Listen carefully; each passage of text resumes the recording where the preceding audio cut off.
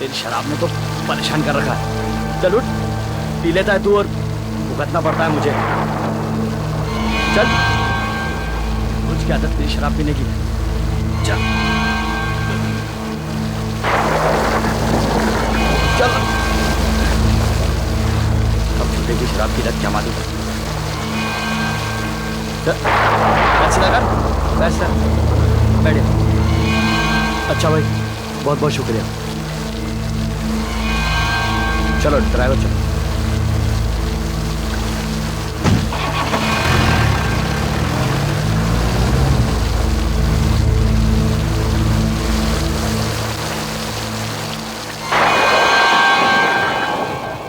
क्या हुआ साहब इन्हें?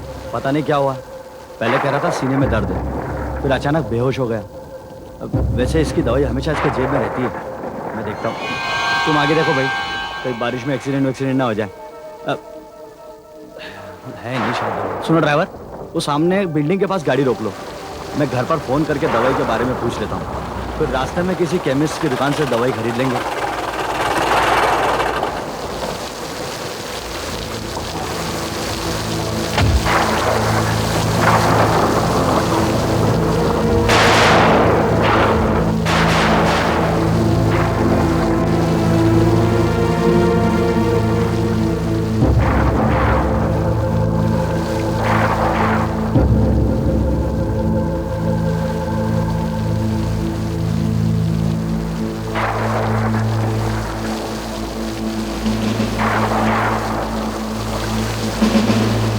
हाँ भाई, कुर्ला चलोगे? नहीं साहब, भाड़ा लिया साहब। भाड़ा तो सोया तुम्हारा। क्या बात कर रहे हो साहब? नहीं जाने का तो मना तो करो। अरे साहब,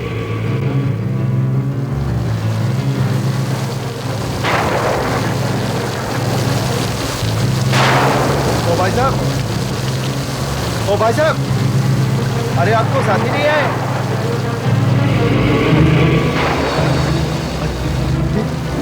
अरे तुम्हारे क्या?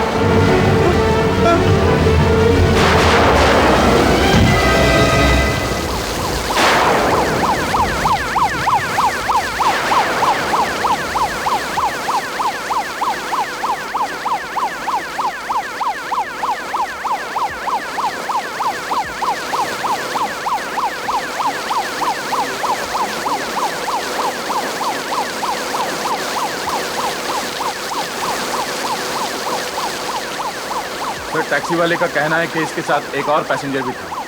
ये लोग सल्दाना रोड से बैठे थे टैक्सी में। अच्छा, सर मर्डर शायद वही हो गया था सल्दाना रोड पर। जैसे ही वहाँ पर एक वॉचमैन आया, ये लाश को लेकर टैक्सी में बैठा। मेरी समझ में नहीं आता वो टैक्सी में ही क्यों गया, भाग क्यों नहीं गया? पता नहीं साहब, मैं इसकी जेब में कुछ ढूंढ रहा था, कह रहा था दवाई ढूंढ रहा हूँ, फिर इस बिल्डिंग की तरफ गया फोन करने के लिए। वो पीछे से भाग गया। शायद उसे वो चीज मिल गई होगी जिसे वो ढूंढ रहा था। तुमने उसका चेहरा नहीं देखा? नहीं, उसका चेहरा टोपी से ढका हुआ था। तुम लोगों ने लाश के कपड़ों की तलाशी ली, कुछ मिला? हाँ सर, ये देखिए सर, लाश के जेब से ये ड्राइविंग लाइसेंस मिला है। फैंटास्टिक। अंधे को और क्या चाहिए? दो आंखें। किशोर मदान, 12 मनीला कॉटेज, जेके रोड, खार, मुंबई।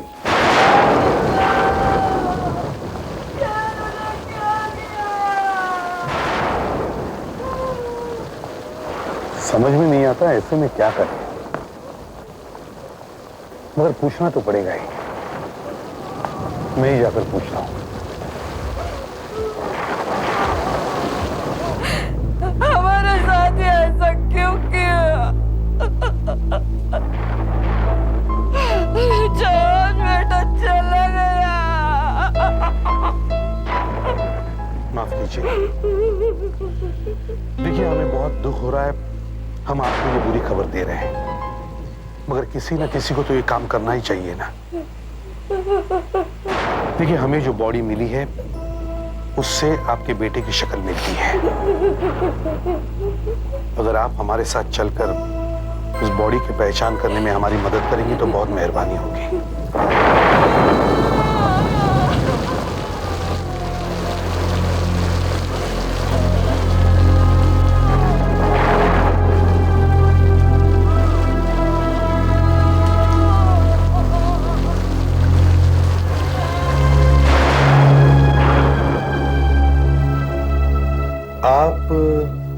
इनकी पड़ोसी हैं? जी हाँ, मैं पास में ही रहती हूँ। अच्छा, क्या आप बता सकती हैं इनका बेटा किशोर काम क्या करता था? इन लोगों का एक फोटो स्टूडियो है अच्छा, सेंटा क्रूज में। सेंटा क्रूज में? सेंटा क्रूज में, बिसेंट रोड पर। Vincent road. अच्छा, अब ये स्टूडियो कौन चलाएगा? मालूम नहीं साहब, हमें तो अभी पता चल रहा है कि किशोर साहब का खून हो गया। बड़ी बुरी खबर दे दी आपने। अब हमारा क्या होगा? तुम्हें मालूम नहीं था? नहीं साहब, घर में माँ जी को पता चल गया। हाँ। हे भगवान, तुम कब से काम कर रहे हो किशोर के साथ में? यही कोई 3 साल से, जब से ये स्टूडियो खुला है। हमारी तो बहुत अच्छी दोस्ती थी आपस में। उनकी किसी के साथ दुश्मनी थी? दुश्मनी नहीं साहब, वो तो बहुत सीधे साधे आदमी थे। पिछले कुछ दिनों से उनका बर्ताव कैसा था? मेरा मतलब है टेंशन वगैरह कुछ था उनको? टेंशन? थोड़ी सी टेंशन तो थी। वो क्या है कि उनके घर में चोरी हो गई थी। चोरी? हाँ, वैसे कुछ खास नुकसान नहीं हुआ था, लेकिन वो घबराए घबराए से रहने लगे थे। कभी कहते कि दुकान के बाहर बहुत देर से गाड़ी खड़ी है, कभी उन्हें ऐसा महसूस होता कि कोई उनका पीछा कर रहा है। आदमी घबराएगा नहीं तो क्या करेगा? घर में चोरी हो गई हो तो खराब तो लगेगा ही ना। कब हुई थी ये चोरी? 4 तारीख को, इसी महीने के 4 तारीख को। आप लोग कहाँ थे? मैं, किशोर मुझे डॉक्टर के पास ले गया था। वापस आके देखा तो दरवाजे का ताला टूटा हुआ था। घर का सारा सामान उथल पुथल हुआ था। सब जगह सामान बिखरा हुआ था। आपके घर से कोई सामान गायब हुआ था? पैसा, गहने? नहीं, कुछ भी नहीं। जहां तक मेरा ख्याल है कुछ भी नहीं ले गया वो। पता नहीं क्यों। बड़ी अजीब बात है। चोर ने घर की हर चीज पलट कर रख दी, मगर लेकर कुछ नहीं गया। आपने ये बात पुलिस को क्यों नहीं बताई? बताई तो थी। किशोर ने मुझे कहा था कि उसने पुलिस में रिपोर्ट लिखवाई है। नहीं, उसने कोई रिपोर्ट नहीं लिखवाई है। हमने सभी पुलिस स्टेशन चेक किए हैं। अच्छा, एक बात बताइए, किशोर ने ये स्टूडियो कैसे खोला था? मेरा मतलब है, वो अकेला था या कोई और था उसके साथ में? नहीं, वो क्या है कि ये प्रॉपर्टी का मामला है, इसीलिए हम पूछ रहे हैं। नहीं, वैसे स्टूडियो तो वाकई किशोर ने ही शुरू किया था, मगर पैसे मल्होत्रा साहब ने दिए थे। मल्होत्रा? ये मल्होत्रा साहब कौन है? किशोर जिस अखबार में फोटोग्राफर का काम करता था, इसी के मालिक है ये। क्या नाम है अखबार का? सुबह। सुबह? मल्होत्रा? क्यों मजाक कर रहे हैं साहब? यहाँ कोई मल्होत्रा नहीं है। इस अखबार के मालिक सिंह साहब हैं और वो लंदन में रहते हैं। ये आपको कैसे मालूम? जी, मुझे नहीं मालूम होगा तो किसे मालूम होगा? इस अखबार का एडिटर हूँ पिछले 10 साल से, और मेरी तनख्वाह भी तो सिंह साहब ही देते हैं ना। ये एक नया चक्कर। यहाँ कोई मल्होत्रा है ही नहीं। किशोर ने अपनी माँ से झूठ बोला सर। दूसरी बात ये साहब कि हमारा अखबार कोई तूफान तो है नहीं कि लाखों कॉपियां बिकती हूँ। बड़ी मुश्किल से ऑफिस चल रहा है। फिर हम किसी को फोटो स्टूडियो चलाने के लिए पैसे कहाँ से दे सकते हैं? आप ही बताइए। ये बात तो आपकी ठीक है, मगर किशोर आपके पेपर में काम तो करता था ना? यहाँ काम जरूर करता था, लेकिन 3 साल पहले। 3 साल पहले? हाँ, 3 साल पहले। उसके बाद उसने यहाँ से काम छोड़ दिया। जब वो यहाँ काम करता था तो उसकी तनख्वाह थी 3,500 रुपए। वो हमेशा कंगाल रहता था, लोगों से पैसे उधार मांगता रहता था। तो फिर वो पैसा लाया कहाँ से स्टूडियो चलाने के लिए? यही तो मैं सोच रहा था कि पैसे लाया कहाँ से। फिर मुझे लगा कि शायद उसका कोई अमीर रिश्तेदार मर गया होगा, उसके लिए कोई खजाना छोड़ गया होगा। बाकी फोटोग्राफर तो बस ऐसे ही था साहब, समझे वाली बात।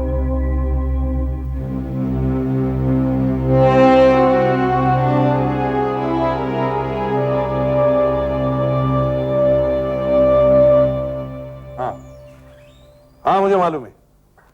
या गुड, या but keep me inform. Okay. अरे सर वो फोटोग्राफर तो कुछ खास नहीं था। हाँ। फिर भी उसने ये फोटो स्टूडियो अपने नाम पर खरीदा है सर, जो उसे 3.5 लाख रुपए में पड़ा। 3.5 लाख? अच्छा। सर ये देखिए, अक्टूबर 97 तक किशोर एक ही बैंक में पैसे रखता था और फिर अचानक कई बैंकों में पैसे रखने लगा सर, और सब में 40-40, 50-50 हजार रुपए। उसने और कई जगह पैसे रखे हैं, शेयर्स में, बॉन्ड्स में। एक फटीचर फोटोग्राफर अचानक नौकरी छोड़ता है, अचानक मालामाल हो जाता है और फिर 3.5 साल के बाद कोई उसे चाकू से मार देता है। सर लगता है किशोर किसी चक्कर में फंस गया था। शायद ब्लैकमेल। क्योंकि किशोर एक फोटोग्राफर था, शायद उसके हाथ कोई फोटो लग गई होगी जिससे वो किसी को ब्लैकमेल करने लगा होगा, और फिर जिससे वो ब्लैकमेल कर रहा था उसने उसको मार दिया। ये देखिए, उसने अक्टूबर 1997 को नौकरी छोड़ दी। हमने उसे 12 दिन की तनख्वाह दी थी। मुझे अच्छी तरह याद है, उसने अचानक काम पर आना बंद कर दिया था, यहाँ तक कि उसकी तनख्वाह के पैसे और नौकरी जाने का नोटिस उसके घर पर भिजवाना पड़ा। उसने अचानक नौकरी छोड़ दी? हाँ अचानक, बस क्यों ही। शायद आपको याद होगा उस समय शहर में दंगे हुए थे। ये दंगे वही तो नहीं जो झोपड़पट्टी तोड़े जाने की वजह से हुए थे? जी हाँ, वही। फिर क्या, किशोर को मैंने वहां भेजा कुछ फोटो लेने के लिए, दिगेवाड़ी। वहां कुछ बस जला दी गई थी। तो लाके दिए उसने फोटो? लाके? अजी उसने मेरी नाक कटवा दी। वो भाई जो यहाँ से गया आज तक वापस नहीं आया। दूसरे अखबार से फोटो खरीद कर छपवाने पड़े मुझे। हाँ मगर दिगेवाड़ी तो पास ही में है ना? हाँ पास ही में है, लेकिन वो तो अचानक गायब हो गया ना। गायब हो गया? हाँ गायब। हाँ, वो दिन मुझे अच्छी तरह से याद है। शहर में दंगे हुए थे। किशोर उन दंगों की फोटो खींचने के लिए गया हुआ था। मुझे बहुत डर लग रहा था कि कहीं कुछ हो ना जाए किशोर को। आपको तो मालूम है ही, दंगों में कुछ भी हो सकता है। हाँ, फिर क्या हुआ? उस रात करीब 1:15 बजे किशोर वापस आया। उस समय हम सायन में केपल चाल में रहते थे। उसने हमारे बाथरूम को ही डार्क रूम बना रखा था। रात भर वो वहां फिल्म धोता रहा और फोटो बनाता रहा। ये देखो, ये सर्वोदय नगर है जहां सुबह पेपर का ऑफिस है, और ये है दिगेवाड़ी जहां किशोर को भेजा गया था जलती हुई बसेस के फोटो लेने के लिए, और ये है सायन जहां किशोर रहता था, कपल चाल। सर किशोर अपने ऑफिस से निकला था शाम 6 बजे और वो अपने घर पहुंचा रात 12:45 बजे, यानी करीब 6 घंटे बाद। हाँ, जो कुछ भी हुआ है इन्हीं 6 घंटों में हुआ है। किशोर ने शायद रास्ते में कुछ देख लिया। उसने उसके फोटोज खींचे, सारी रात बैठकर उन फोटोज को डेवलप किया और दूसरे दिन से ऑफिस जाना बंद कर दिया। फिर 1 महीने बाद उसके पास इतने पैसे आ गए कि उसने अपना स्टूडियो खोल लिया। ब्लैकमेल से ही आए होंगे सर? यस, आज से 3 साल पहले 12 अक्टूबर 1997 की रात को 7 बजे से लेकर 1:15 बजे के बीच में इस शहर में क्या क्या हुआ उसका पता लगाओ। मगर सर, मुझे मालूम है ये काम आसान नहीं, फिर भी हमारे एक एक रिकॉर्ड्स चेक करो। न्यूज़पेपर के ऑफिसेज में जाके उनकी एक एक खबर, एक एक फोटोग्राफ देख कर आओ। सर 1997 में हुए दंगों में शहर में 8 खून हुए थे, 4 जगह बस जलाई गई थी, 15 दुकानें लूटी गई थी और 10 प्राइवेट कार्स जलाई गई थी। और सर उनमें से एक कार यहाँ जलाई गई थी, सर्वोदय नगर और दिगेवाड़ी के बीच, यहाँ पर सर। उस कार में एक आदमी मरा हुआ पाया गया था सर। ये रही उस आदमी की तस्वीर। सर इस आदमी का नाम करण गोपाल था। पुलिस को आज तक पता नहीं चल सका कि ये कार किसने जलाई थी। इसे भी दंगे में हुआ एक एक्सीडेंट ही मान लिया गया। ये जगह तो सुबह न्यूज़पेपर ऑफिस के पास में ही है। हाँ सर, आधे घंटे की दूरी पर है। सर फोरेंसिक एक्सपर्ट ने बताया कि इस आदमी की मौत करीब 7:30 बजे हुई होगी। 7:30 बजे? जी सर। What a coincidence. क्या सर?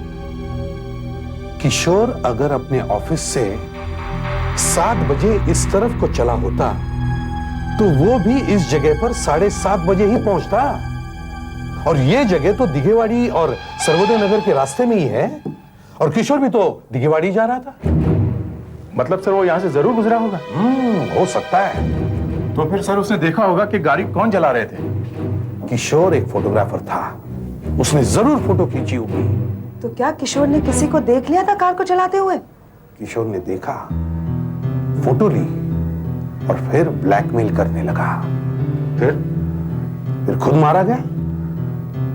किशोर का खून किसने किया ये पता लगाने के लिए हमें पहले करण का खून किसने किया इसका पता लगाना होगा। भाई तभी ये करण शादीशुदा था क्या?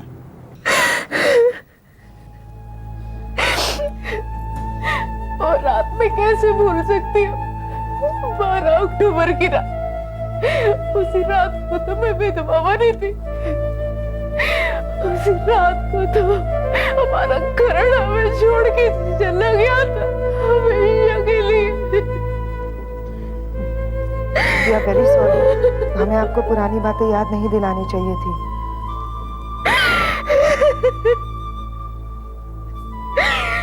मैंने कहा भी था करण से मत जाओ बाहर, शहर में टेंशन है।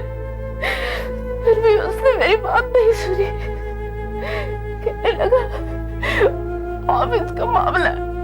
अब बताइए, झगड़ा था स्लम वालों का और पुलिस का, और बीच में करण मारा गया बिना बात के। किसी ने जला दिया उसे कार में। दिव्या, दिव्या डार्लिंग, फटाफट तैयार हो जाओ, हमें होटल कैसीनो चलना है, वहां पर एक जबरदस्त पार्टी। प्रताप, ये सीआईडी ऑफिसर है और ये करण की मौत पर पूछताछ करने आए हैं। और एसीपी साहब, ये मिस्टर प्रताप हमारे परिवार के अच्छे दोस्तों में से एक। अच्छा, ठीक है। प्रताप की और करण की बहुत अच्छी दोस्ती थी। कॉलेज में हम तीनों साथ साथ थे। करण की मौत के बाद इनका हमें बहुत सहारा है। ओह, माफ कीजिएगा हमने आपको तकलीफ दी। हम फिर कभी आ जाएंगे। Thank you very much Divya ji और प्रताप साहब जी।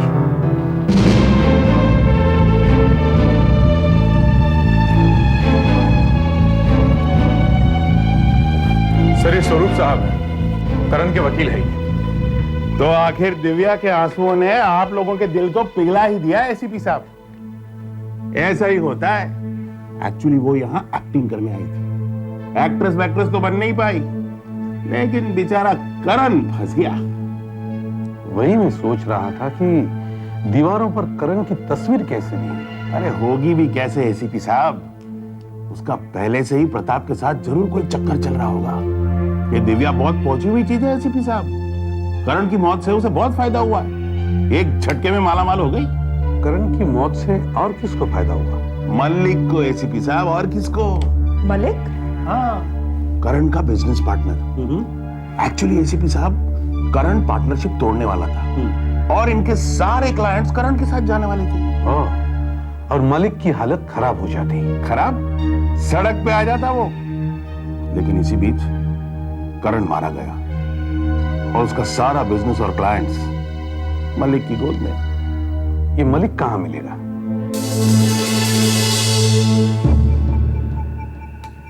हाँ वाला मलिक साहब, बात यह है कि वो पार्टी कह रही थी। अरे ऐसी बात यहाँ नहीं। हाँ आजा, गाड़ी में बैठ कर, गाड़ी में बैठ के बात कर। बाबू दरवाजा खोलना, चलो रेस जाने में देर हो रही है।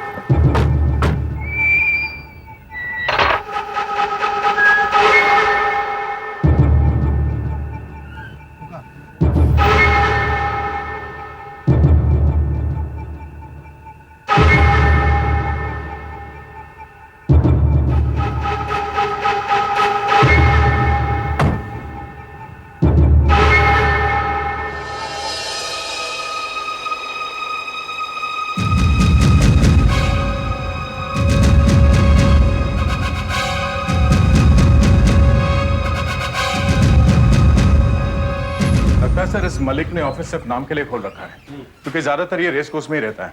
वहां से वो क्लब जाता है, फिर किसी 5 स्टार होटल के बार में जाके बैठता है सर। इसके साथ एक बॉडीगार्ड भी है, वो भी बड़ा गड़बड़ लगता है सर। अच्छा। और सर ये दिव्या, इस दिव्या का इतिहास भी करीब करीब ऐसा ही है सर। ये ज्यादातर उस प्रताप के साथ रहती है जो हमें मिला था। सर इसकी भी 2 ही मंजिलें हैं, या तो कोई होटल या फिर कोई पार्टी। अच्छा अच्छा, ये प्रताप वैसे करता क्या है, कुछ पता चला? कुछ करता वर्ता नहीं है सर, उसका खर्चा भी ये दिव्या ही उठाती है। पता नहीं क्या जादू चला है उसने। वैसे दिव्या के अपने खर्चे भी बहुत हैं, कहां से आ रहा होगा इतना पैसा? वैसे करण की मौत का फायदा इन तीनों को ही होने वाला था। दिव्या, प्रताप और मलिक, इन तीनों में से किसी एक ने करण का या तो खून करवाया या फिर किया होगा। और आज 3 साल बाद किशोर को रास्ते से हटाया गया। सर हम इन तीनों को उठा के लाते हैं सर, शायद थोड़ी पूजा पाठ के बाद ये सब बोलने लगेंगे। नहीं दया, यहां पूजा पाठ काम नहीं आएगा। करण का खून 3 साल पहले हुआ है, तो अब क्या पूछेंगे हम उन्हें कि उस रात तुम कहां थे, तुम्हारे पास कोई गवाह है? वो सच कह रहे या झूठ, इसका हम पता कैसे लगवाएंगे? नहीं दया, हमें कुछ और ही तिकड़म चलानी पड़ेगी। प्रताप, मैंने तुम्हें कहा था ना कि एक न एक दिन करण के खून की पूछताछ जरूर होगी। मगर वो खून कहाँ था? वो तो एक एक्सीडेंटल मौत थी, दंगों में मरा हुआ कोई आदमी, और फिर साथ में हमें पुलिस का।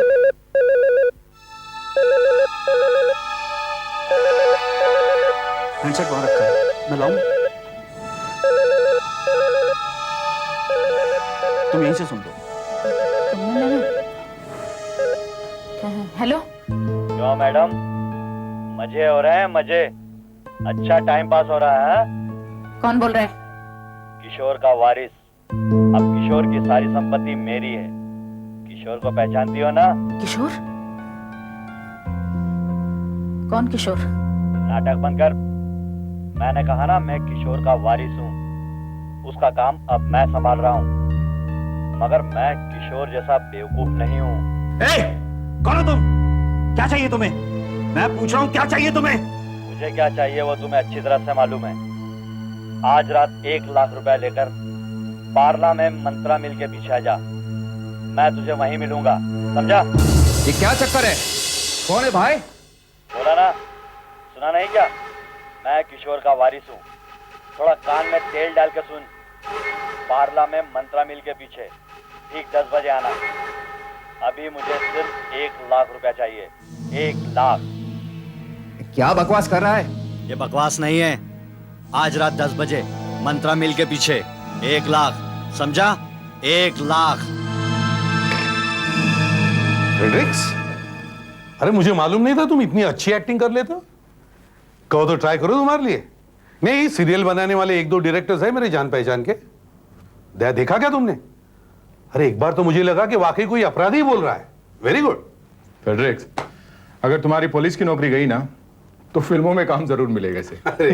अरे नहीं सर, वो दिन रात अपराधी अपराधी मिलते हैं हमें। आहिस्ते आहिस्ते हम लोग भी ऐसी ही बातें करने लगते हैं। चलो ठीक है। अब कांटा तो फेंका है तुमने पानी में, देखते हैं मछली फंसती है या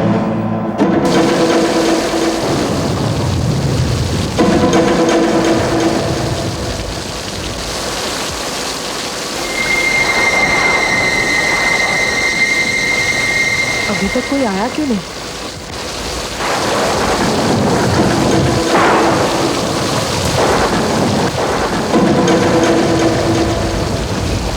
हेलो ये सब। हेलो दया, कोई दिख रहा है क्या? नहीं सर, इस तरफ तो कोई आया नहीं अभी तक। जैसे कोई आता मैं आपको इन्फॉर्म करूंगा सर। दोनों में से एक भी मछली फंसने को तैयार नहीं है।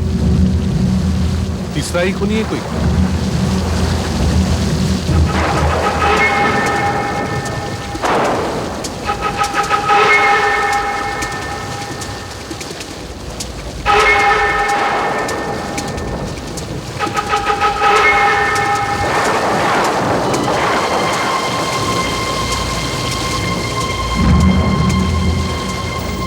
हेलो फ्रेडरिक्स, सुधाकर, गाड़ी को पीछे से घेर लो, गाड़ी को पीछे से घेर लो।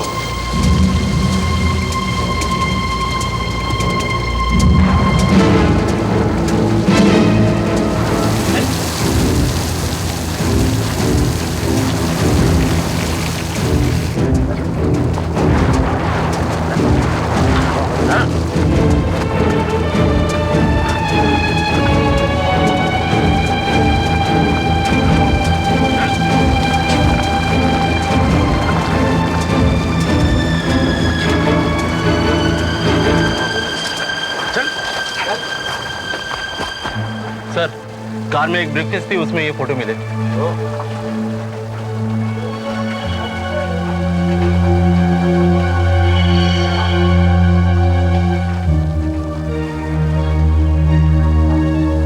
हाँ मलिक साहब, ये फोटो किशोर ने खींचे थे। क्या है ये सब? हाँ? ये खून नहीं तो और क्या है? क्यों? किशोर तुम्हें ब्लैकमेल कर रहा था और किशोर मारा गया। मैंने करण को मारा है, वो मुझे बर्बाद कर देना चाहता था।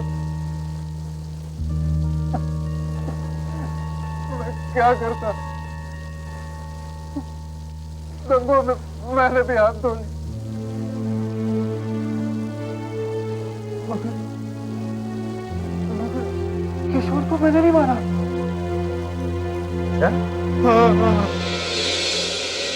इस किशोर ने मुझसे लाखों रुपए ऐंठे। उसने मुझे देखा था करण की कार चलाते हुए। इसलिए तुमने उसे मारा? नहीं, मैंने नहीं मारा उसे। तो? मैंने नहीं मारा।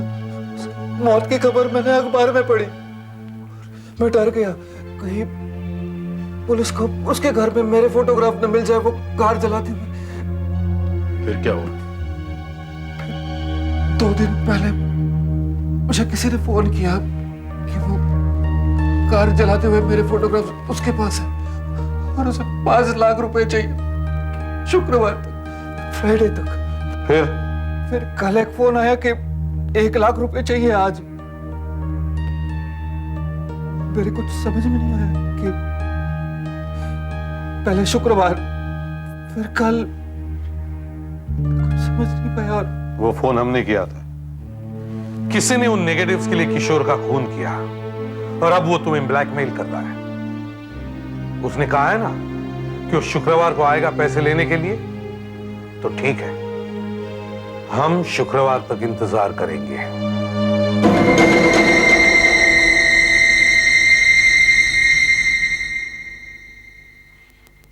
हथकड़ी खोल दो इसकी।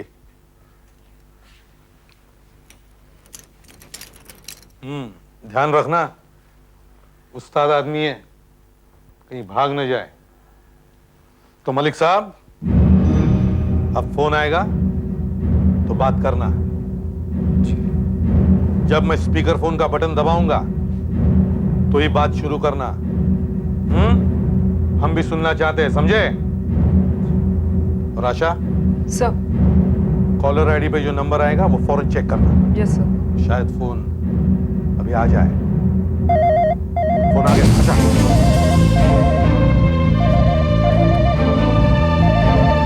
सर, 511001। सर, मैं चेक करके आती हूँ। जल्दी जल्दी। मलिक, मलिक इधर आओ। मलिक जल्दी आओ।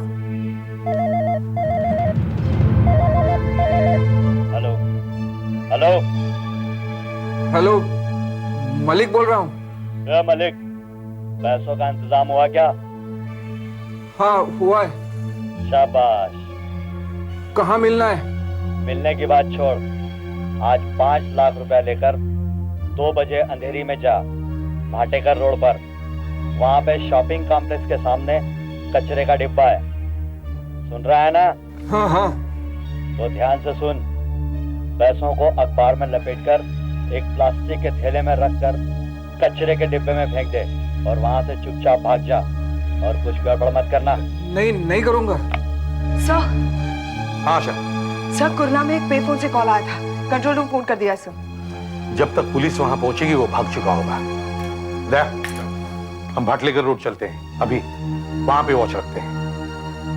और तुम मलिक, पैसे का बैग कचरे के डिब्बे में फेंकोगे, मगर उसमें पैसे नहीं होंगे, समझे?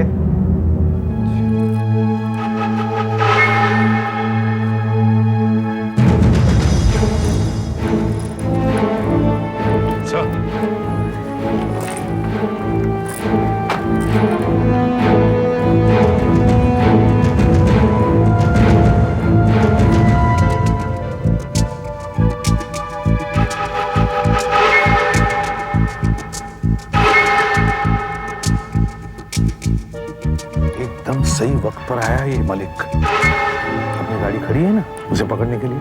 जी सर। सुधाकर तो इसकी कार में लेटा हुआ है। ये भाग नहीं सकता।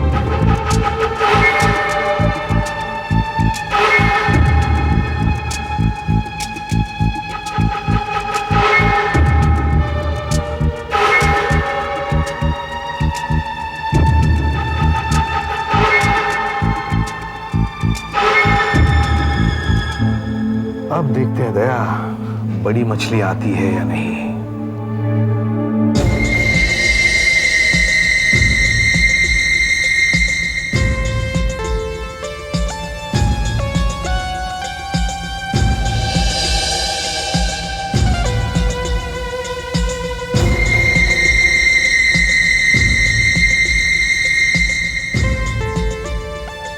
एक मक्खी आई है कचरे के पास दया।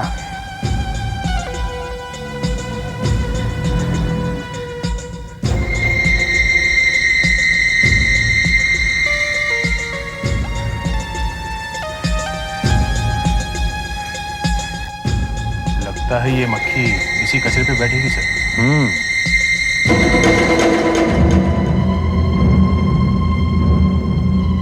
बाइनोकुलर देना।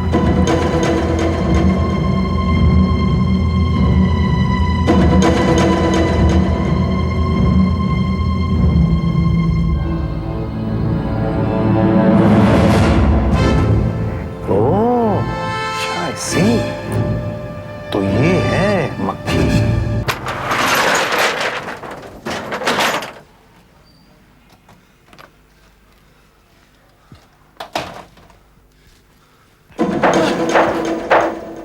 प्लीज बंद करो ये।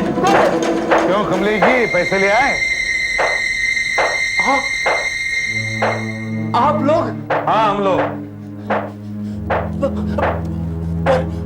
आप लोगों को कैसे पता चला कि करिए ड्रामा रोने धोने का। हट। चल चल। तू नहीं मारा ना किशोर को? मैं हमेशा सोचता था कि किशोर के पास इतने पैसे कहां से आए। अच्छा, फिर मैंने एक दिन उसे दारू पिलाई तो किशोर ने सब बता दिया। क्या बताया? यही कि वो मलिक को ब्लैकमेल कर रहा है। मलिक के फोटोग्राफ्स के नेगेटिव उसके पास थे। और तुम्हें लगा कि मलिक की फोटो अगर तुम्हारे हाथ लग जाए तो तुम्हारी चांदी हो जाएगी। हाँ? किशोर के घर में चोरी तुमने की? चोरी नहीं। हाँ चोरी। सच बता। हाँ। लेकिन मैंने बहुत ढूंढा पर मलिक के फोटोग्राफ्स के नेगेटिव मुझे वहां नहीं मिले। फिर कैसे मिले? मैंने उसे डरा दिया। मैंने कहा कोई उसका पीछा कर रहा है। कोई गाड़ी दुकान के बाहर हमेशा खड़ी रहती है। तो उसे लगा होगा कि मलिक उसके पीछे पड़ गया है और वो घबरा गया। फिर मैंने किशोर को सलाह दी कि वो नेगेटिव कहीं और छुपा दे या उसके कई कॉपी निकाल ले। वो मान गया और नेगेटिव निकाल दिया। कहां पर थे नेगेटिव्स? बैंक के लॉकर में। तो तुम उसके पीछे लग गए? फिर मैंने सदाना स्ट्रीट पर उसके ऊपर अटैक कर दिया। टैक्सी में मैंने बहुत ढूंढा और उसकी जेब से मुझे वो नेगेटिव का रोल मिल गया। और तुमने टैक्सी ड्राइवर को बताया कि तुम्हारे दोस्त के दिल में बहुत दर्द हो रहा है। और मैं बहाना बनाकर वहां से भाग गया। किशोर तो चाकू से मारा गया, मगर इस खून के जुर्म में कोर्ट तुम्हें रस्सी से लटकाएगा। यहां से गिरा है वो।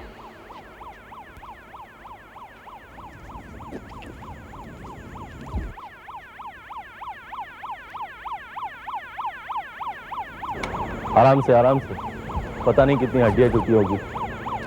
आराम से एकदम। कुछ गड़बड़ है यहाँ पे।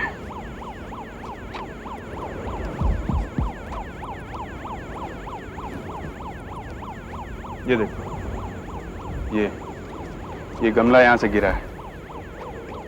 इस आदमी को शायद धक्का दिया गया है, कूदा नहीं है यहाँ से। और नीचे भी वो पीठ के बल गिरा था। अगर कूदा होता तो पेट पर गिरता। जिस आदमी ने इसे देखा उसने कुछ बताया क्या? वो सामने वाले मिल में वॉचमैन है। जैसे उसने चीख सुनी वो भागता हुआ यहाँ पर आया, पर उसने यहाँ पर किसी को देखा नहीं। अच्छा, ये गिरने वाले ने कुछ कहा? नहीं। सर। हाँ सुधाकर। गिरने वाले की जेब में से ये मिला है।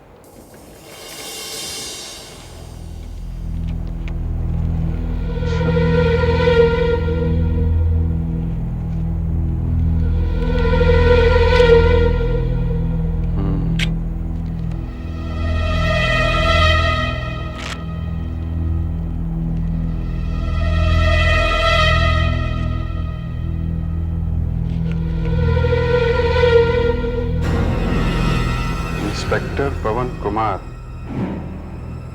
पुलिस इंस्पेक्टर का कार्ड।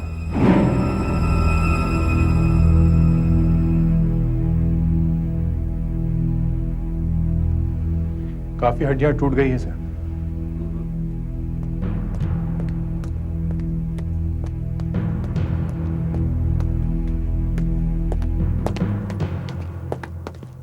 जी हाँ सर, मैं ही इंस्पेक्टर पवन कुमार हूँ। मैं कीर्ति नगर पुलिस स्टेशन में हूँ। अच्छा, जो आदमी ऊपर से गिरा उसकी जेब में से आपका कार्ड मिला, वो कैसे? सर, ये आदमी चोरी करते हुए पकड़ा गया था और इसे 4 साल की सजा हुई थी। तो ये एक अपराधी है? जी नहीं सर, अपराधी था, अब नहीं है। ये जेल से पैरोल पर छूटा है और मैं इसका पैरोल ऑफिसर हूँ। इसे हर हफ्ते मुझसे मिलना पड़ता है पुलिस स्टेशन में। अच्छा, पर अभी तो इसका बचना मुश्किल लगता है।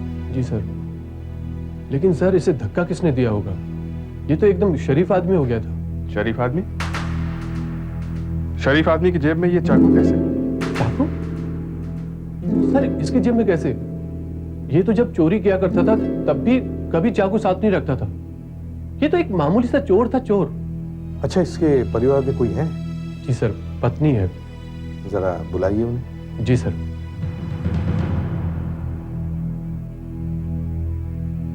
दूध वाला, दूध दे लो।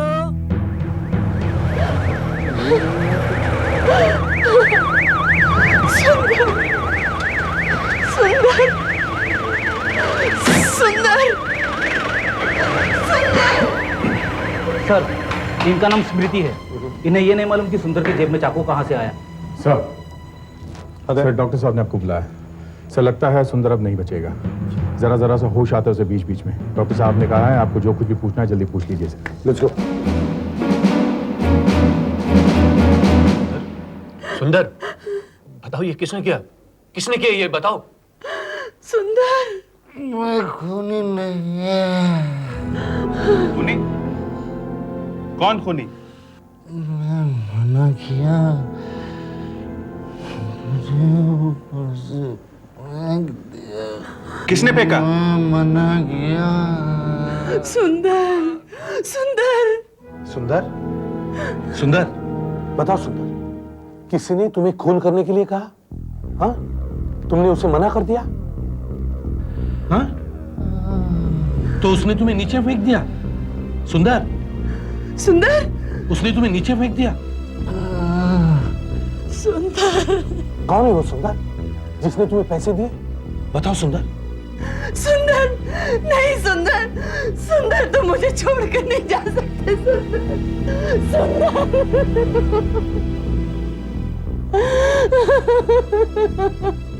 स्मृति, मुझे माफ कर दे। मैं खूनी नहीं। सुंदर,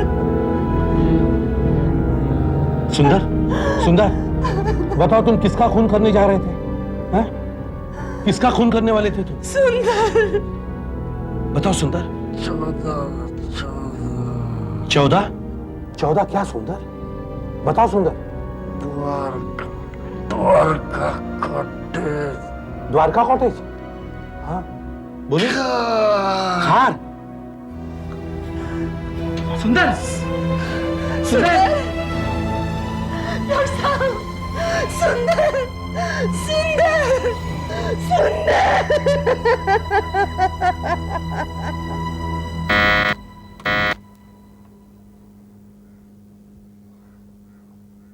कौन है? सीआईडी, दरवाजा खोलो।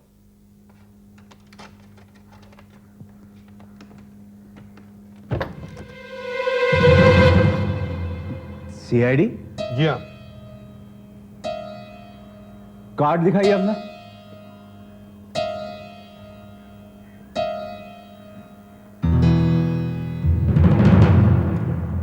लेकिन इतनी सुबह सुबह क्या काम है? एक आदमी अस्पताल में मर गया है करीब 2.5 घंटे पहले। उसे किसी ने धक्का दिया था बिल्डिंग के ऊपर से। लेकिन इस सब का मुझसे क्या मतलब? उस आदमी ने मरते मरते आपका एड्रेस बताया है, 14 द्वारका कॉटेज, खार। क्या उस आदमी ने आपको मेरा पता बताया था? जी हाँ। इसका मतलब कोई मुझे भी मारना चाहता है। अब क्या मालूम क्या बात है, यही तो पता लगाने के लिए हम यहाँ आए हैं। वैसे यहाँ और कौन कौन रहता है? जी 6 महीने पहले तक तो मेरी पत्नी नेहा और मेरा छोटा बेटा भी मेरे साथ थे। लेकिन अब कोई नहीं है, मैं अकेला ही रहता हूँ। आपकी पत्नी कहाँ गई? जी वो चली गई। क्यों? जी बस ऐसे ही। ऐसे ही। वैसे आप डर डर के दरवाजा क्यों खोल रहे थे? आपको किसी से खतरा है क्या? हाँ साहब, खतरा तो है ही। आप देखिए ना, आप मेरी आंसरिंग मशीन पे ये सुनिए जरा, ये मैसेज सुनिए। अबे प्रमोद, फोन उठा फोन। अबे तू क्या समझता है ये मशीन तुझे बचा लेगी? हैं? अबे 5 लाख लेने हैं तुझसे, 5 लाख, समझा? क्या करूं साहब, मुझे जुए की लत लगी हुई है, छूटती ही नहीं। इसीलिए आपकी पत्नी आपको छोड़कर गई है? जी हाँ। वैसे ये 5 लाख रुपए किसको देने थे? साहब वो फुटबॉल मैच का फाइनल चल रहा है ना, उसमें लगाए थे 5 लाख। अच्छा। बैट हार गया तो बुकी को देने। ये बुकी है कौन? सब लोग उसे पापा जी कहकर बुलाते हैं। पहले तो अच्छा आदमी लगता था साहब, लेकिन जब से मैं पैसे हार गया हूं, पूरा राक्षस बन गया है। राक्षस वो मेरा जीना हराम कर दिया है उसने। मैं कहीं आ जा भी नहीं सकता हूं। तो आप उसके पैसे दे क्यों नहीं देते? कहां से दूं साहब, है ही नहीं। ये जगह बेचने की कोशिश की तो नेहा बेचने नहीं देती। वो हम दोनों के नाम है ना ये जगह। आपको क्या लगता है ये पापा जी आपको मारने की कोशिश कर रहे हैं? हाँ साहब। क्योंकि आपने उनके पैसे नहीं दिए इसलिए? बिल्कुल। जब भी दरवाजे की घंटी बजती है तो मेरा दिल कांप उठता है। मेरी समझ में नहीं आता कि मैं करूं क्या। आपके इस पापा जी से मुलाकात हुई कैसे? मैं उससे कभी मिला नहीं, बस फोन पर ही बात होती थी। अच्छा। उसका नंबर हर 15 दिन में बदल जाता है। हाँ। फिर कोई ना कोई फोन करके बता देता है कि नंबर बदल गया। ऐसा कीजिए, इस पापा जी का नंबर हमें दे दीजिए। वो अभी का नंबर है ना आपके पास? लगता है बहुत सस्ते में छूट गए। अगर वो बेचारा दूसरा वो नहीं बच सका है। शायद इस पापा जी का इस खून से कुछ ना कुछ कनेक्शन है। माफ करना पापा जी, धंधे के टाइम में आपको डिस्टर्ब किया। अच्छा, कौन है? फुटबॉल का वर्ल्ड कप चल रहा है। ACP Pradyuman, CID. प्रमोद के बारे में आपसे कुछ बात करनी है। प्रमोद? हाँ प्रमोद। हम तो ये सुना हुआ लगता है। अच्छा, आप इसे पहचानते हैं? ये कौन है? ये कौन है?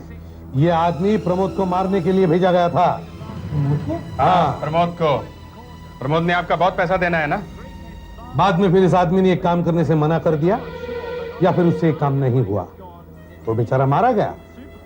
आपने उसे टेरेस से नीचे फेंक दिया।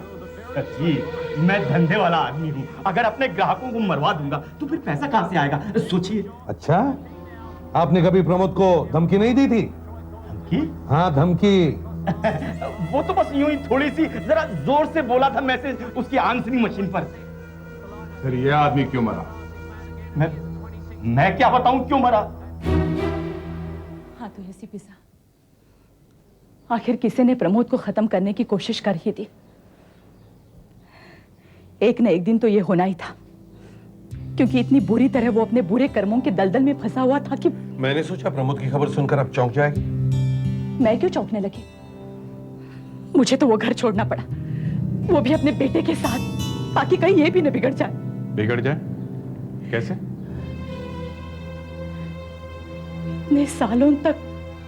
इतने सालों तक मैं चुपचाप सहती रही, हर रोज पीना, दिन रात जुआ। मेरे पिताजी ठीक कहते थे, बेटा तूने तेरी जिंदगी की सबसे बड़ी गलती की है इस जुआरी से शादी करके।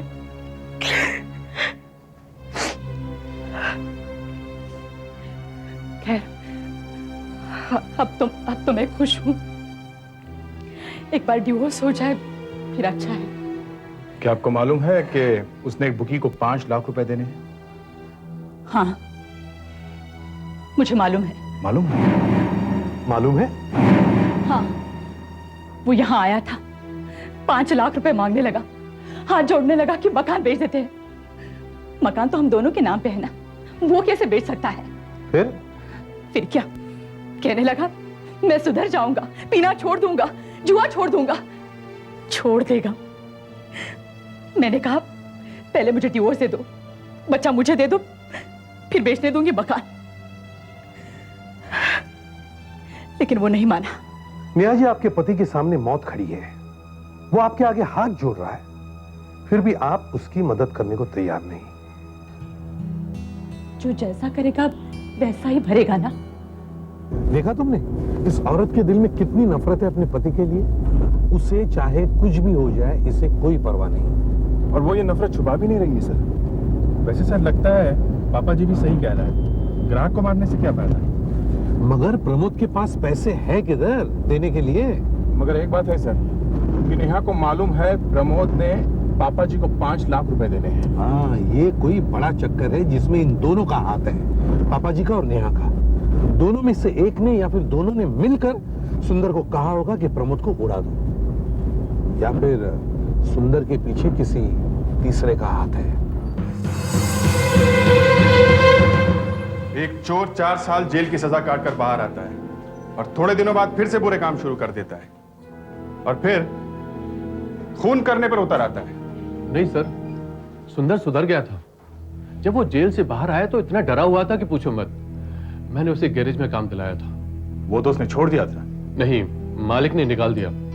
उसे पता चल गया कि ये जेल की सजा काट के आया है। उसके बाद काम मिला ही नहीं उसे। तो फिर उसका घर कैसे चल रहा था? उसकी औरत घरों में काम करती थी सर, वो काम भी छूट गया। तो हालत इतनी खराब हो गई थी सर कि मुझे डर था कि कहीं वो वापस चोरी शुरू ना कर दे। आखिर में से वही तो किया। चोरी तो छोड़ो, किसी ने उसे खून करने के लिए भी राजी कर लिया था। नहीं सर, मैंने आपको पहले भी कहा था कि वो खून करने वाला अपराधी नहीं था। माफ कीजिएगा इंस्पेक्टर पवन, आप तो ऐसा कह रहे हैं जैसे उसकी और आपकी भाईबंदी थी। कोई रिश्तेदार लगता था आपका? नहीं सर। सर आपने बात तो बहुत सीरियस कह दी, लेकिन मैं फिर भी कहूंगा कि उसे किसी ने फंसाया है। कौन हो सकता है वो? कोई आदमी है जिसने सुंदर को पापा जी से या नेहा से मिलवाया था। अगर वो मिल जाए तो पता चल जाएगा कि क्या हुआ था।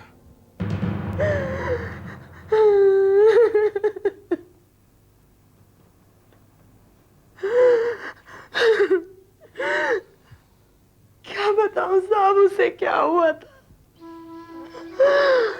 पता नहीं, किसने फंसा दिया उस गरीब को।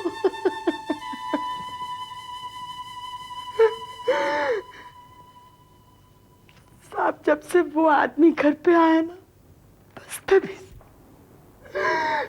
से सब कुछ बदल गया।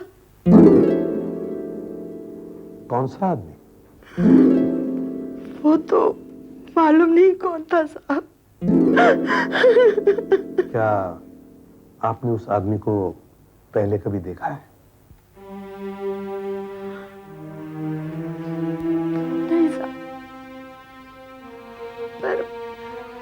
मैकेनिक जैसा दिखता था।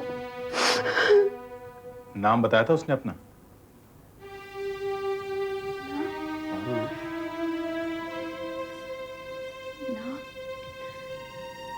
दर्पण। हाँ साहब, दर्पण। कब आया था वो? वो साहब कि मरने से तकरीबन हफ्ता भर पहले। ये कोई 18 तारीख थी साहब। अच्छा, क्या रहा था वो आदमी? कह रहा था कि सुंदर को पेट्रोल पंप पे आने को कहना। कोई काम की बात है। फिर अगले दिन वो पंप पे गया, मगर रात को देर से लौटा, एकदम उदास। मुझे लगा कि नौकरी नहीं मिली इसलिए, पर उसके बाद वो एकदम बदल गया। कैसे? एकदम चुप हो गया। दूसरे दिन भी वो सारा दिन गायब रहा। रात को 2 बजे घर लौटा। मेरी तो समझ में ही नहीं आया साहब कि ये क्या हो गया। तो क्या वो दूसरे दिन ठीक हुआ था? 2 दिन तो वो घर में ही पड़ा रहा। घर से बाहर जाता, पी के घर आ जाता। फिर 22 तारीख को वो घर से बाहर निकला साहब। उसके बाद तो वापिस ही नहीं आया।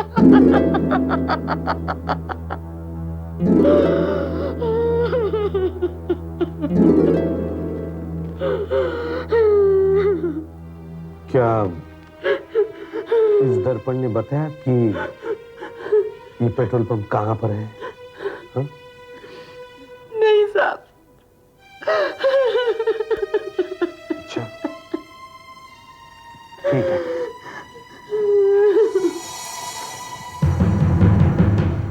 इस एरिया के और शहर के सारे पंप्स छान मारो। देखो दर्पण कहाँ काम करता है। हाँ अभिजीत, मुझे मालूम है ये घास में सुई ढूंढने के बराबर है, मगर सुई तो ढूंढनी पड़ेगी ही। मैं ना सुनना नहीं चाहता। देखो कंट्रोल रूम ने सभी पुलिस स्टेशंस को इन्फॉर्म किया है, वो अपने अपने एरिया के पेट्रोल पंप्स चेक कर रहे हैं। मुझे किसी भी हालत में ये दर्पण चाहिए, समझे? अभी 1 मिनट होल्ड ऑन करो। हेलो, हाँ ACP Pradyuman here. Who?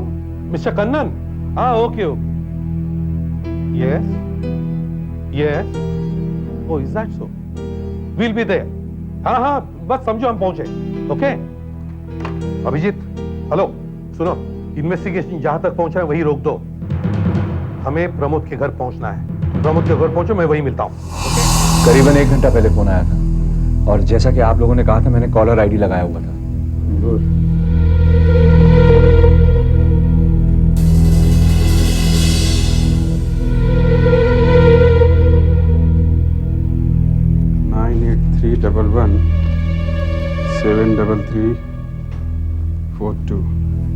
Mobile phone से किया गया।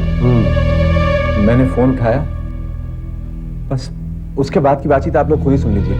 मैंने पूरी रिकॉर्ड की है। मेरी मशीन में दोनों तरफ की आवाज रिकॉर्ड होती है। हेलो, साले पुलिस को हमारे पीछे लगवाकर सोचा कि बच जाएगा। पापा जी देखिए, मैं पैसे लेकर मैं बकवास बंद कर। तुझे क्या लगा वो साला सुंदर मर गया तो तेरा टेंशन खत्म? वो तो डरपोक था, लेकिन इस बार मैं कोई गलती नहीं करने वाला। लगा चुका हूँ एक और को तुझसे निपटने के लिए। बेटा तू तो अब गया। मगर देखिए सुनिए बाबा जी, हम एक बार तो बात कर सकते हैं। मैं पैसा इकट्ठा करने की कोशिश कर रहा हूँ मैं, और मैं हेलो हेलो। अब आप ही लोग बताएं कि मैं क्या करूं। पैसे तो किसी भी तरह से मैं नहीं चुका सकता। वो उड़ा ही देगा मुझे। अब नेहा से बात की थी, वो कहती है पहले डिवोर्स दो फिर बात करूंगी। चारों तरफ से मुसीबत ही मुसीबत है एसीपी साहब। इतने घबराते क्यों? मैं तुम्हें अपना गार्ड देता हूं, तुम्हें कुछ नहीं होगा। ये टेप हम लोग ले जाते हैं, ठीक है? अच्छा। सर ये मोबाइल फोन नंबर 9831173342 एक मिस प्रीति देसाई का है। प्रीति देसाई? ये कौन फंस गई इस चक्कर में? नहीं सर, उसे इसके बारे में कुछ पता नहीं है। पता नहीं? तो फिर उसका नंबर कैसे आया प्रमोद के टेलीफोन पर? सर प्रीति अपने कुछ दोस्तों के साथ होटल रीजेंसी गई थी खाना खाने के लिए। वहां से वो घर वापस आई तो पता चला कि उसका मोबाइल फोन वहीं टेबल पर छूट गया था। उन लोगों ने होटल में जाकर पूछा तो फोन का कुछ पता नहीं चला सर। अच्छा, कहीं वो झूठ तो नहीं बोल रही है? लगता तो नहीं है सर, चेकिंग चालू है और वो किसी प्रमोद को भी नहीं जाती सर। दया, फोन करने वाला आदमी बहुत ही स्मार्ट है और अभी अभी खबर मिली है कि पापा जी की जमानत हो गई है। उन्हें उठा के लाओ घर से। कोर्ट ने जमानत दे दी है और अभी मैंने घर में पैर रखा भी नहीं था कि आपके ये पहलवान पहुंच गए और मुझे यहां ले आए। ये बात ठीक नहीं है। घर में पैर नहीं रखा वाली बात सही है पापा जी, मगर यह कैसे हुआ कि जैसे ही आपने जेल के बाहर कदम रखा वैसे ही प्रमोद के घर में आपका फोन गया? मेरा फोन? नहीं, आपका फोन मतलब आपके किसी आदमी ने फोन किया था। एसीपी साहब, आपने भी दुनिया देखी। आपको क्या लगता है मुझे पागल कुत्ते ने काटा है? मैं ऐसा कर सकता हूँ क्या? साले पुलिस को हमारे पीछे लगवाकर सोचा कि बच जाएगा। पापा जी देखिए, मैं पैसे लेकर मैं बकवास बंद कर। तुझे क्या लगा वो साला सुंदर मर गया तो तेरा टेंशन खत्म? वो तो डरपोक था, लेकिन इस बार मैं कोई गलती। आप ये सब मुझे बार बार क्यों सुना रहे हैं? मैंने कहा ना, प्रमोद से अब मेरा कोई मतलब नहीं है। मैं तो बस अब इसका इंतजार कर रही हूँ कि कब वो डिवोर्स पेपर्स पे साइन करता है। हाँ, डिवोर्स तो होता ही रहेगा नेहा जी, पर मुझे लगता है आपने ही किसी से ये फोन करवाया होगा। मैं भला क्यों फोन करने लगी? प्रमोद से आप इतनी नफरत करती है, मुझे तो लगता है आपने ही सुंदर को पैसे दिए होंगे प्रमोद को मारने के लिए। मगर वो बेचारा डर गया, तो पता नहीं कैसे आपने उसे रास्ते से हटवा दिया ताकि वो पुलिस के पास न जा सके। एक औरत जो पति से अलग होकर न जाने कैसे गुजारा कर रही है, वो भला ये सब कैसे कर सकती है? आप लोगों का दिमाग खराब हो गया है।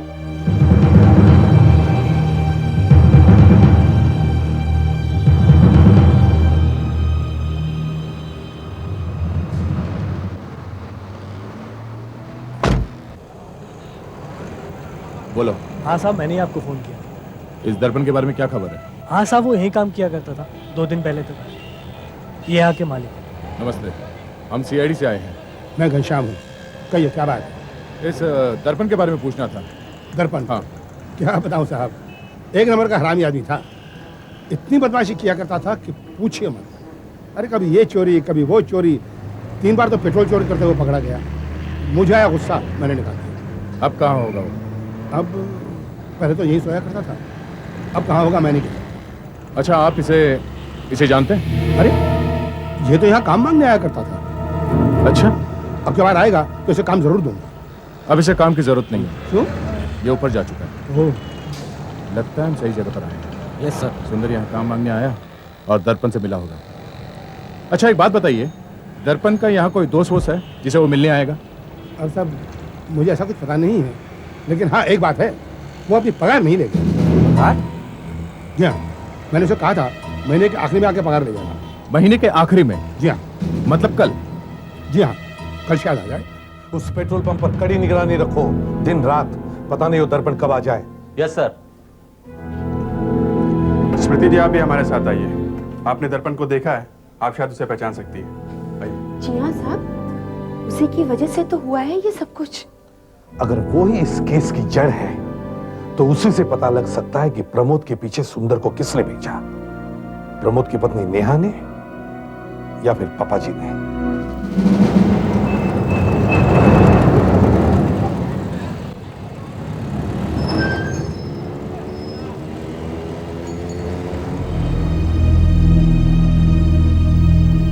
लगता है वो आएगा। लगे न लगे, अपना तो काम इंतजार करना। फेडरिक्स से सुधाकर जमे हुए हैं? हाँ, फेडरिक्स वहाँ कोने में खड़ा है, गाड़ियों में हवा भर रहा। सुधाकर कार में है, स्मृति भी है उसके साथ। अरे ये क्या, एसीपी साहब आज नई कार में?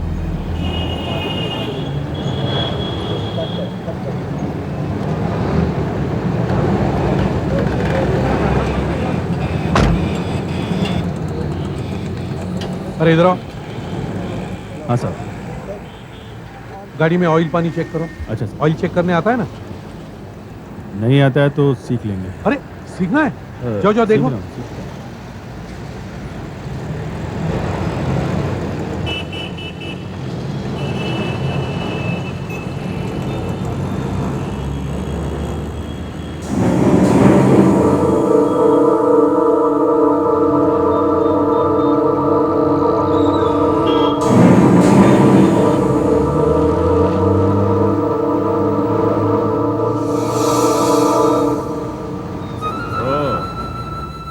क्या रे, नया आदमी लगता है तू? साहब यही है। यही है? हाँ साहब। क्यों घनश्याम सेठ, 3 दिन भी नहीं हुए मुझे यहाँ से जाके तुमने नया आदमी रख लिया? हाँ क्यों बे, पगार कितना देता है? बहुत कंजूस है एक नंबर का। सेठ, अपना पैसा तैयार है क्या? मैं देता हूँ तुझे पगार। पैसा चाहिए, देता हूँ तेरे को पैसा। चल। ए, मेरे सुंदर को किधर फंसाया तूने? बताओ बताओ।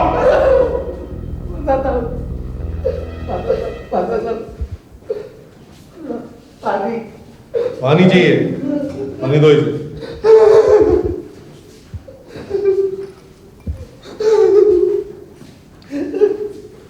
बोलो, सुंदर को कैसे जानते हो तुम? वो 2-3 बार हमारे पेट्रोल पंप पर आया था काम मांगने के लिए, बस। मुलाकात हो गई? हाँ क्यों? हाँ, पागल आदमी था, सच बोल दिया मालिक को कि जेल से छूट कर आया। तो तूने लपेट लिया उसको? हाँ हाँ, मुझे पता चला कि वो चोरी के जुल्म में जेल गया था। अच्छा, ये बता तू उसके घर क्यों गया था? हैं? सच सच बता वरना। वो ऐसे ही। ऐसे ही? हैं? वो हमारे पेट्रोल पंप पे एक आदमी आया था पेट्रोल भरने के लिए। उसकी कार में सूटकेस रखे हुए थे। सूटकेस? हाँ। फिर? बातों बातों में उसने कहा कि वो शहर से बाहर जा रहा था। उस आदमी का पता था हमारे पंप पे।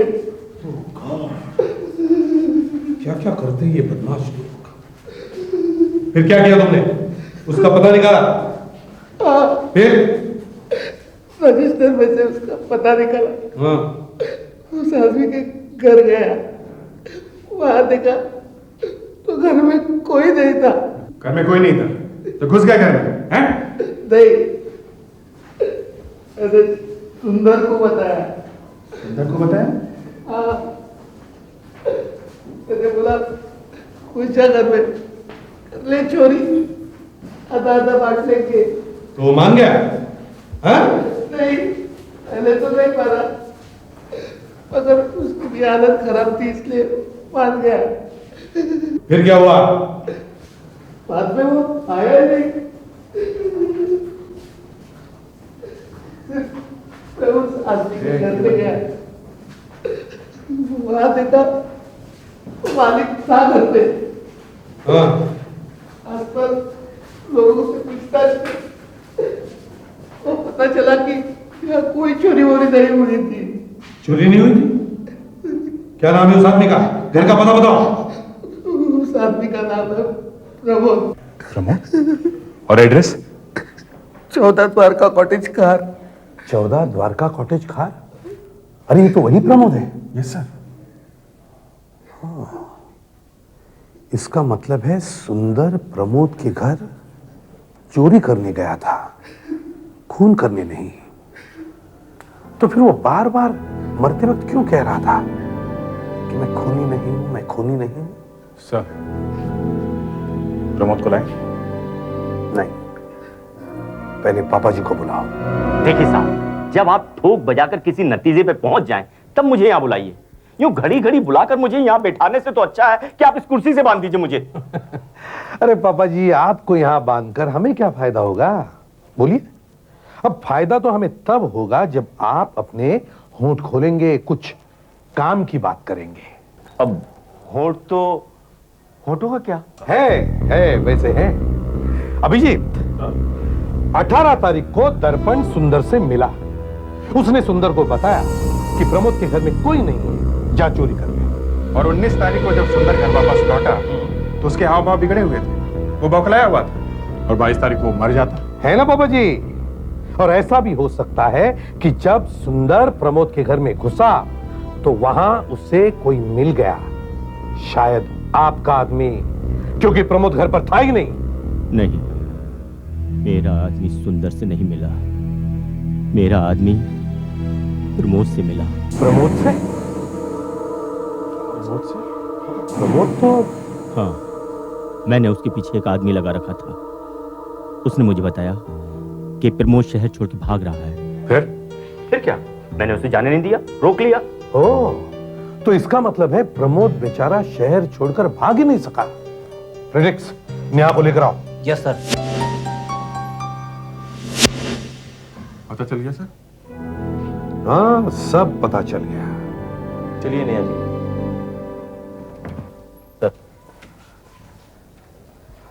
एसीपी साहब, आपने मुझे बुलाया? जी हाँ नेहा जी, इन्होंने सब कुछ बता दिया। बता दिया? हाँ, सब कुछ। अरे मैंने क्या बता दिया है? जो कुछ हुआ वही तो बताया है। और नेहा जी, दर्पण भी पकड़ा गया और उसने ये भी बताया कि उसकी और सुंदर की क्या बात हुई। खूनी का पता चल गया नेहा जी। कौन है? जल्दी बताइए ना। मैं तो जिस वक्त से वो फोन आया है डर के मारे घर से बाहर ही नहीं निकला हूं। अपने आप से ही डर के घर में घुस के बैठे रहने में क्या फायदा है? मतलब ये कि ये खून तुमने किया है। तुमने सुंदर को मारा क्योंकि उसे तुमने किसी को मारने के लिए कहा, लेकिन उसने मना कर दिया। वाह साहब, अच्छा मजाक है। आपने तो खुद सुना था टेप में, कैसे धमका रहा था मुझे। हाँ, ये रिकॉर्डिंग कैसे हुई थी मैं बताता हूं। ये मेरा सेल फोन है, इससे मैं तुम्हारे घर का फोन लगाता हूं। 022-467-1122। ये बजा तुम्हारा फोन। ये फोन मैंने यहां रख दिया। फोन मैंने उठाया। हेलो हेलो, मैं प्रमोद बोल रहा हूं। हेलो हेलो, कौन बोल रहा है? हाँ हाँ, नहीं, आपकी आवाज ठीक से सुनाई नहीं दे रही। ये मैंने फोन यहां रख दिया। हेलो, क्यों पुलिस को हमारे पीछे लगा दिया? हाँ, तुझे क्या लगा तू बच गया? हाँ, उधारी खत्म हो गई? तू तो गया काम से, समझे?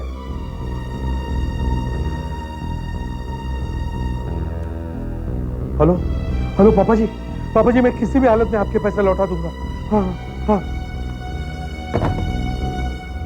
दोनों तरफ तुम्हारी ही आवाज। क्यों? लेकिन मेरे पास तो मोबाइल फोन है ही नहीं। वो मोबाइल फोन तुमने होटल रीजेंसी से चुराया था। प्रीति देसाई नाम के एक लड़की का मोबाइल फोन होटल रीजेंसी में खो गया था। हमने तुम्हारी फोटो होटल में दिखाई, वहां के वेटरों ने तुम्हें पहचान लिया। उन्होंने कहा कि उस दिन तुम वहां खाना खाने गए थे, जिस वक्त प्रीति देसाई भी वहां खाना खा रही थी। बोलो, तुमने सेल फोन चुराया था या नहीं? बोलो बोलो बोलो बोलो, वरना कुछ हो जाएगा। क्या हो जाएगा? क्या मालूम? चुराया था या नहीं? बोलो। क्या बताओ? हाँ, हाँ, अब सारा मामला क्या है जरा प्यार से बताओ। 19 तारीख को जब मैं शहर से भागने की कोशिश कर रहा था तो पापा जी के आदमियों ने मुझे रोक लिया। रात को घर में मैं बैठा सोच ही रहा था कि क्या करूं तो इतने में एक चोर मेरे घर में घुसा है।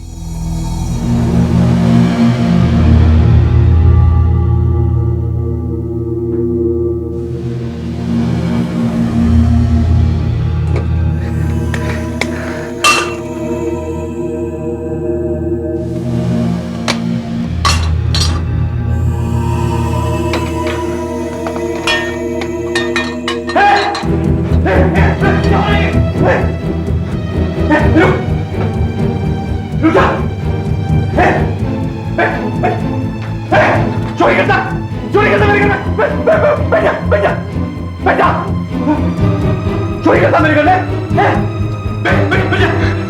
पुलिस को फोन करता मैं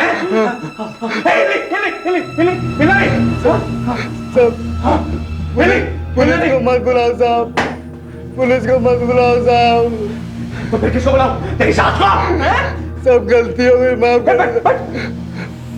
दो साहब। चल मैंने माफ किया, अब तुझे पुलिस मारेगी पुलिस। हाँ सब पुलिस का नाम मत लो साहब, मेरा सत्यानाश हो जाएगा साहब। पिछली बार मेरे को पकड़ी थी तो बहुत मार पड़ी थी मेरे को साहब। तो साहब पहले भी पकड़े जा चुके हैं। अच्छा रुक, मैं तेरा फोटो खींचता हूँ। तेरा फोटो खींचूंगा मैं। बैठ जा। हिल मत। हाँ हिलियो नहीं। फोटो मत खींचो साहब। चल ये अपना बस उठा।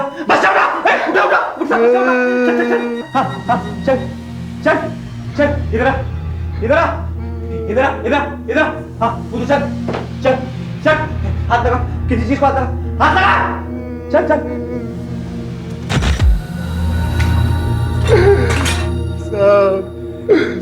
मैं शादीशुदा हूँ, मेरी बीवी है साहब। अगर मैं जेल चला गया तो वो मर जाएगी साहब, वो मर जाएगी साहब। ये देख तेरा फोटो, मेरे घर में चोरी करते हुए तेरा फोटो।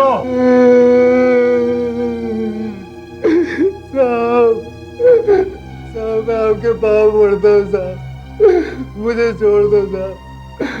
आप जो बोलेंगे मैं वो करूँगा साहब, जो बोलेंगे। कुछ भी करेगा? हाँ मैं कुछ भी करूँ। तो तुमने उसे किसी का खून करने के लिए कहा? मगर किसका? ये मैं नहीं बता सकता। क्यों? मैं और फंस जाऊंगा। बताना तो तुम्हें पड़ेगा ही। हाँ बताना तो तुम्हें पड़ेगा ही। मैं नहीं बताऊंगा। सीधी तरह बताते हो या? नहीं बताऊंगा। ये क्या बताएगा? मैं बताती हूँ। हाँ मैं, ये मुझे मरवाना चाहता था, मुझे। एक बार मैं इसके रास्ते से हट जाती तो सारा कुछ इसका हो जाता ना, मगर ये भूल गया कि छोटे से बेटे का क्या होगा। ये तो मेरी किस्मत अच्छी थी कि शायद सुंदर ने खून करने से मना कर दिया। हाँ सुंदर ने 2 दिन तक कुछ नहीं किया, फिर वो मुझे मिलने आया, मिल की छत पर। मेरे से नहीं होगा साहब, मैं बहुत सोचा करके, पर मेरे से ये काम नहीं होगा साहब। अगर नहीं होएगा तो तू जेल जाएगा। मैं पुलिस को बताऊंगा कि तू मेरे घर घुसा था, मेरा घर लूटने के लिए। ठीक है साहब, मंजूर है मेरे को, लेकिन मेरे से ये काम नहीं होगा साहब। तू ये काम करेगा? तू ये काम करेगा? नहीं साहब, अगर मैं बचेगा तो आप भी बचेगा साहब, आप भी जेल जाएगा साहब। हाँ मैं बोल देगा।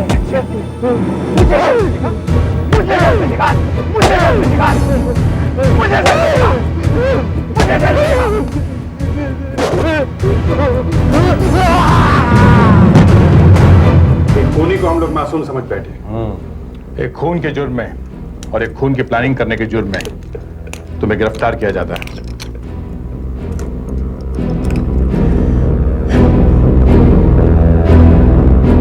CID के और भी मजेदार और सस्पेंस से जुड़े एपिसोड्स को देखने के लिए हमारे चैनल को सब्सक्राइब करें और बेल आइकॉन दबाना ना भूलें।